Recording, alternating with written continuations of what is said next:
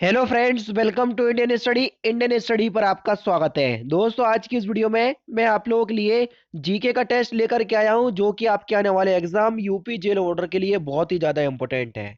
Video को and तक जरूर देखिएगा, क्योंकि लास्ट में मैं आपसे क्वेश्चंस भी पूछूंगा और उसका आंसर आपको कमेंट बॉक्स में बताना होगा। साथ ही साथ इस वीडियो की पीडीएफ डिस्क्रिप्शन में टेलीग्राम चैनल का लिंक दिया हुआ है, वहां से आप प्राप्त कर सकते हैं। पहला क्वेश्चन, सुल्तान बनने से पूर्व किसका नाम जौना खां यानी कि जूना खां था? जल्दी बताइए, जूना खां जो नाम था वो किस सुल्तान का था, वो भी पूर्व यानी कि पहले का नाम। तो आपका सही आंसर हो जाएगा गयासुद्दीन तुगलक। पहला ही ऑप्शन यहाँ पर आपका बिल्कुल क्या होगा, करेक्ट होगा। नेक्स्ट क्वेश्चन से पहले मैं आपको दोस्तों, अगर आप घर बैठे यूपी जेल ऑर्डर की तैयारी करना चाहते हैं तो अनअकैडमी आप लोगों के लिए रिवीजन बैच लेकर के आई है, जिसमें हिंदी, मैथ, रीजनिंग, जीके आपको सभी पढ़ाया जाएगा। इस कोर्स को परचेस करने के लिए डिस्क्रिप्शन में लिंक दिया हुआ है। जैसे ही आप उस लिंक पर क्लिक करेंगे तो आपके सामने ये विंडो खुल करके आएगी। आप 1 साल का कोर्स परचेस कीजिए, क्योंकि ये आप लोगों के लिए प्रॉफिटेबल रहेगा। ये आपका जो कोर्स है 1 साल का, वो 7,000 रुपये का है, लेकिन डिस्क्रिप्शन में रेफरल कोड दिया हुआ है, तो वहां से आप इस कोड को, रेफरल कोड को अप्लाई कीजिएगा, तारिक सरवर 5।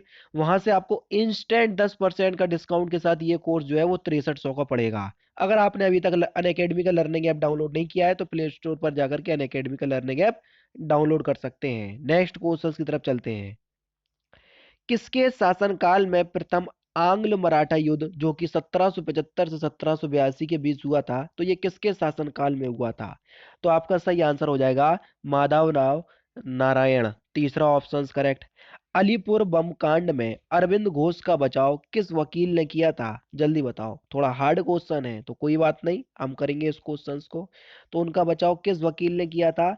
तो आपका जो सही आंसर हो जाएगा वह हो जाएगा C R दास। चौथा ऑप्शन यहाँ पर आपका बिल्कुल क्या हो जाएगा, करेक्ट हो जाएगा। नेक्स्ट क्वेश्चन दोस्तों आपके सामने, कि किस पुस्तक का 15 भाषा भारतीय और 40 विदेशी भाषाओं में अनुवाद किया जा चुका है? कौन सी पुस्तक का? जल्दी बताइए। तो आपका जो सही आंसर हो जाएगा वह हो जाएगा आपका पंचतंत्र। जी हाँ दोस्तों, पंचतंत्र पुस्तक पुस्तक का 15 भारतीय भाषाओं और 40 विदेशी भाषाओं में अनुवाद किया जा चुका है। नेक्स्ट क्वेश्चन दोस्तों आपके सामने, कि भारतीय संविधान का कौन सा आर्टिकल राज्य के संवैधानिक तंत्र में असफल होने की स्थिति में राष्ट्रपति शासन का प्रावधान करता है? मोस्टली आपसे बात की गई है राष्ट्रपति शासन की। तो आपका जो सही आंसर हो जाएगा वह हो जाएगा आपका अनुच्छेद 356। पहला ही ऑप्शन करेक्ट।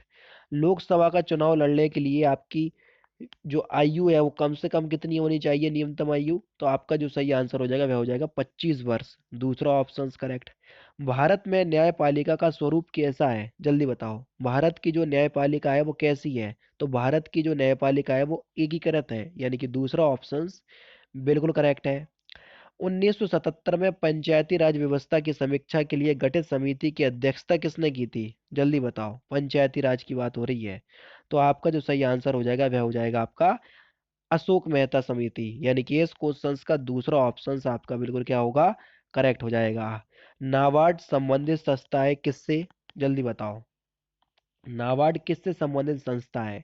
तो आपका जो सही आंसर हो जाएगा वह हो जाएगा राष्ट्रीय कृषि एवं ग्रामीण विकास बैंक, यानी कि इस क्वेश्चन का कौन सा ऑप्शन, तीसरा ऑप्शन आपका बिल्कुल करेक्ट हो जाएगा। अगर आपको नाबार्ड का फुल फॉर्म भी पता तो आप लोग आसानी से लगा सकते थे इस क्वेश्चन का answer, national bank for agriculture and rural development.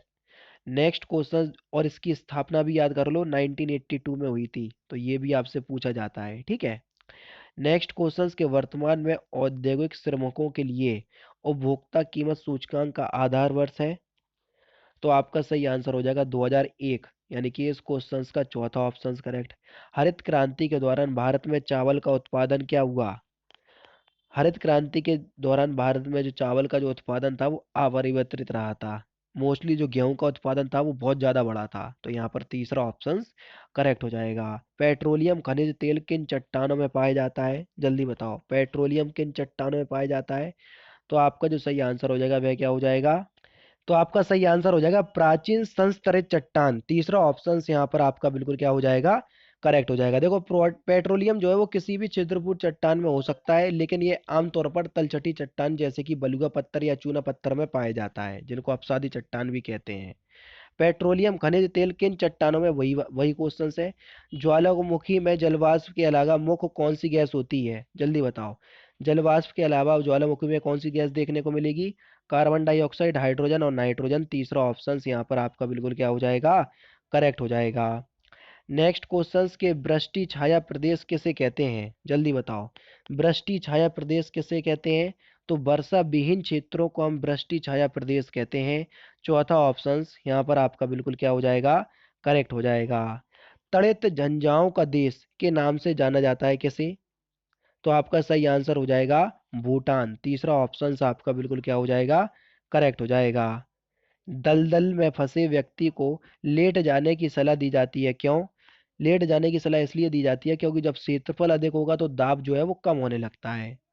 पहला ऑप्शन आपका बिल्कुल करेक्ट, और उसके दलदल में धंसने की संभावना जो है वो बहुत कम हो जाती है। अति प्राचीन चट्टान की आयु निर्धारण में किसका प्रयोग किया जाता है? चट्टानों की आयु अगर आपको निर्धारण करने हैं तो आप किसका प्रयोग करेंगे?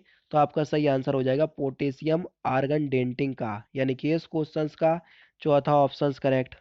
तो अति प्राचीन चट्टानों की आयु के लिए पोटेशियम आर्गन डेंटिंग का प्रयोग किया जाता है। तो देखो, यूरेनियम डेंटिंग का प्रयोग पृथ्वी की आयु निर्धारण के लिए किया जाता है, ठीक है, तो वो भी याद रखना। फोटोग्राफी में स्थिर करने के लिए प्रयुक्त होने वाला रासायनिक पदार्थ कौन सा है? Sodium thiosulphate. ये भी सिंपल है, पता होना चाहिए, पहला ही ऑप्शन यहाँ पर आपका बिल्कुल करेक्ट है। पेनिसिलिन की खोज का श्रेय किसको जाता है? पेनिसिलिन की खोज किसने की थी? आप सभी लोग जानते हैं कि पेनिसिलिन की जो खोज है वो अलेक्जेंडर फ्लेमिंग ने की थी। तो यहाँ चौथा ऑप्शन करेक्ट, कई लोग तीसरा ऑप्शन लगा दिए होंगे फ्लेमिंग देख के, तो ध्यान रखना थोड़ा, ठीक है। भारतीय संविधान में शामिल किस भाषा के लिए 2011 का ज्ञानपीठ पुरस्कार नहीं दिया गया, जल्दी बताओ। तो आपका जो सही आंसर हो जाएगा वह हो जाएगा सिंधी। दूसरा ऑप्शन बिल्कुल करेक्ट। डबल फॉल्ट शब्द किस खेल से संबंधित है, जल्दी बताओ। डबल फॉल्ट खेल से संबंधित है? तो आपका जो सही आंसर होगा वह होगा टेनिस। चौथा ऑप्शन करेक्ट। बड़ा ताला कहाँ पर है? उत्तर प्रदेश में। उत्तर प्रदेश में बड़ा ताल जो जगह जगह है वो कहाँ पर स्थित है? तो आपका सही आंसर हो जाएगा शाहजहांपुर, यानी कि तीसरा ऑप्शन करेक्ट। उत्तर प्रदेश में वनाक्षित क्षेत्र कितना है, कितना परसेंट उत्तर प्रदेश में वनों का क्षेत्र है? तो आपका सही आंसर हो जाएगा 7%। पहला ही ऑप्शन यहाँ पर आपका बिल्कुल क्या होगा, करेक्ट होगा। नेक्स्ट क्वेश्चन, गरीबी रेखा से नीचे सबसे कम लोग कहाँ रहते हैं, किस जिले में रहते हैं उत्तर प्रदेश के? तो आपका सही आंसर हो जाएगा बागपत। पहला ही ऑप्शन बिल्कुल करेक्ट। प्रदेश में प्रति व्यक्ति आय और संपूर्ण देश की प्रति व्यक्ति आय के बीच अंतर निरंतर क्या हो रहा है, घट रहा है, बढ़ रहा है, स्थिर है या रुक रुक कर घट रहा है? तो आपका जो सही आंसर हो जाएगा वह हो जाएगा ऑप्शन नंबर बी, निरंतर बढ़ रहा है। ठुमरी गायिका गिरजा देवी का संबंध किस घराने से है? तो जल्दी बताइए, ठुमरी गायिका गिरजा देवी का संबंध किस घराने से है? तो बनारस घराने से है। दूसरा ऑप्शन यहाँ पर आपका बिल्कुल क्या होगा, करेक्ट होगा। निम्नलिखित में से कौन सा लोक नृत्य ब्रज क्षेत्र का है, जल्दी बताइए। निम्नलिखित में से कौन सा लोक नृत्य ब्रज क्षेत्र का है? तो आपका सही आंसर हो जाएगा चरकुला नृत्य। तीसरा ऑप्शन बिल्कुल करेक्ट है। नेक्स्ट क्वेश्चन, उत्तर प्रदेश में गन्ना अनुसंधान संस्थान कहाँ पर स्थित है, जल्दी बताओ। उत्तर प्रदेश में गन्ना अनुसंधान संस्थान, तो आपका सही आंसर क्या हो जाएगा, शाहजहांपुर। चौथा ऑप्शन बिल्कुल करेक्ट हो जाएगा। नई दिल्ली में आयोजित गणतंत्र दिवस परेड में यूपी की झांकी को कौन सा स्थान मिला? बहुत इंपॉर्टेंट क्वेश्चन। पहला स्थान मिला था असम की झांकी को, तो यूपी की झांकी को कौन सा स्थान मिला? तो आपका सही आंसर हो जाएगा दूसरा, यानी कि इस क्वेश्चन का तीसरा ऑप्शन बिल्कुल करेक्ट है। नेक्स्ट क्वेश्चन, केंद्रीय विद्यालय खुलने को मंजूरी मिली उत्तर प्रदेश के किस जिले में? तो आपका जो सही आंसर हो जाएगा वह क्या हो जाएगा, मिर्जापुर में। तीसरा ऑप्शन बिल्कुल करेक्ट। मैकटेप 2.0 यह विश्व का पहला विजुअल वेब ब्राउजर है, इसको किसने विकसित किया, जल्दी बताइए। तो इसको सहारनपुर के सागर मल्होत्रा उनकी टीम ने विकसित किया। पहला ही ऑप्शन बिल्कुल करेक्ट हो जाएगा। विश्व सर्वर दिवस जो 3 मार्च 2020 को मनाया गया उसकी थीम क्या है, जल्दी बताओ। तो विश्व श्रवण दिवस की थीम है don't let hearing loss limit you, hearing for life. पहला ही ऑप्शन बिल्कुल करेक्ट है। मुस्तफ़ा अल कदीमी कहाँ के नए प्रधानमंत्री बने, जल्दी बताओ। मुस्तफ़ा अल कदीमी कहाँ के नए प्रधानमंत्री बने? तो यहाँ पर जो आपका सही आंसर हो जाएगा वह हो जाएगा इराक। पहला ही ऑप्शन यहाँ पर आपका बिल्कुल करेक्ट होगा। कौन सा ऑप्शन? पहला ऑप्शन। फेड कप हार्वर्ड जीतने वाली पहली भारतीय खिलाड़ी कौन बनी? जल्दी बताइए। Fed cup Fed cup heart award जीतने वाली पहली भारतीय कौन बनी? तो आपका सही आंसर हो जाएगा सानिया मिर्जा। दूसरा ऑप्शंस बिल्कुल करेक्ट। भारतीय नौसेना द्वारा भारतीय नागरिकों को किस ऑपरेशन के तहत वापस लाया गया? जल्दी बताओ। तो किस ऑपरेशन के तहत वापस लाया गया? तो आपका सही आंसर हो जाएगा समुद्र सेतु। तीसरा ऑप्शंस बिल्कुल करेक्ट। कौन सा राज्य स्कूली छात्रों को मिड डे मील राशन उपलब्ध कराने वाला प्रथम राज्य बन गया? जल्दी बताओ। कौन सा राज्य स्कूली छात्रों को मिड डे मील राशन उपलब्ध कराने वाला प्रथम राज्य बन गया? तो आपका सही आंसर हो जाएगा मध्य प्रदेश। तीसरा ऑप्शन यहाँ पर आपका बिल्कुल क्या होगा? करेक्ट हो जाएगा। नेक्स्ट क्वेश्चन से आपका कि भारत में उपभोक्ता संरक्षण अधिनियम 2019 लागू हुआ, इसने किस अधिनियम को बदला? जल्दी बताओ। तो किस अधिनियम को बदला? ये बहुत इंपॉर्टेंट क्वेश्चंस बनेगा। तो आपका जो सही आंसर हो जाएगा वह क्या हो जाएगा? उपभोक्ता संरक्षण अधिनियम 1986। दूसरा ऑप्शन करेक्ट। और लास्ट क्वेश्चन तो मोस्ट इंपोर्टेंट क्वेश्चन है, इस क्वेश्चन का आंसर आपको कमेंट बॉक्स में बताना है और बताना ही पड़ेगा। केंद्रीय मंत्रिमंडल ने नई राष्ट्रीय शिक्षा नीति 2020 को मंजूरी प्रदान की, यह किस राष्ट्रीय शिक्षा नीति का स्थान लेगी? जल्दी बताओ, वर्ष मोस्टली इंपॉर्टेंट है। तो आप इस क्वेश्चन का आंसर मुझे कमेंट बॉक्स में बताएंगे। तो दोस्तों ये थे आपके जीके के 38 क्वेश्चंस जो कि मैंने आज की इस वीडियो में आपको कवर करवा दिए। वीडियो अच्छी लगी हो तो वीडियो को लाइक और शेयर जरूर कर दीजिएगा। शेयर लाइक का टारगेट वही है 500 लाइक। वीडियो अच्छी लगी हो तो 500 लाइक तक जरूर पहुंचाइएगा।